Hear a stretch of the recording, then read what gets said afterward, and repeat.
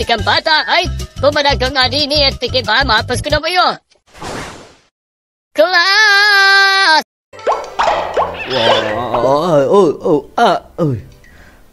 Walang jo. Buti nakatakas ako kay Lola Ading.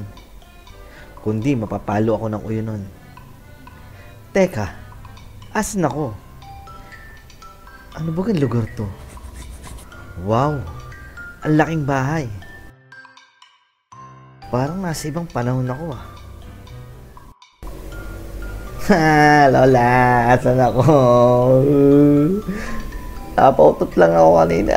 Bigla na ako nawala. Aba, sino yun? Nakakatakot ang itsura. Parang sundalo.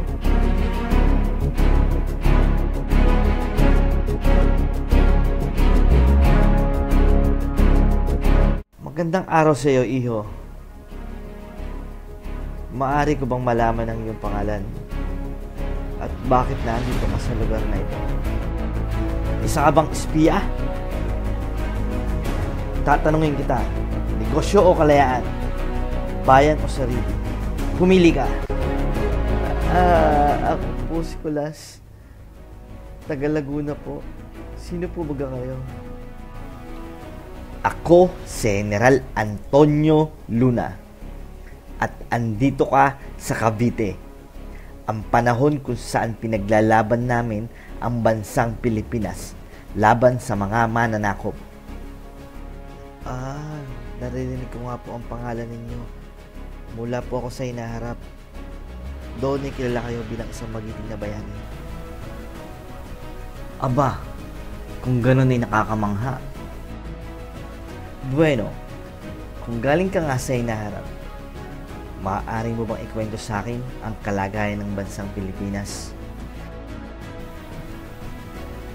Narito po ang aking mahiwagang salakot at dito makikita ninyo ang kalagayan ng kasalukuyang panahon.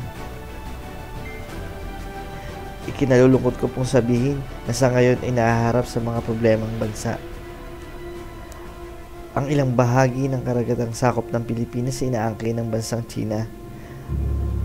At ang mas nakakalungkot pa nga po ay kapwa pinuno o lider ng ating bansa ang nagpapabaya dahil sa pagkasilaw sa salapi at kapangyarihan. Ang mga pinuno po ay hindi magkasundo, kanya-kanyang girian at siraan. Kaya lalong napapahamak ang bansa, nagkakawatak-watak at nagkakagulo. Iyan na nga ang sinasabi ko.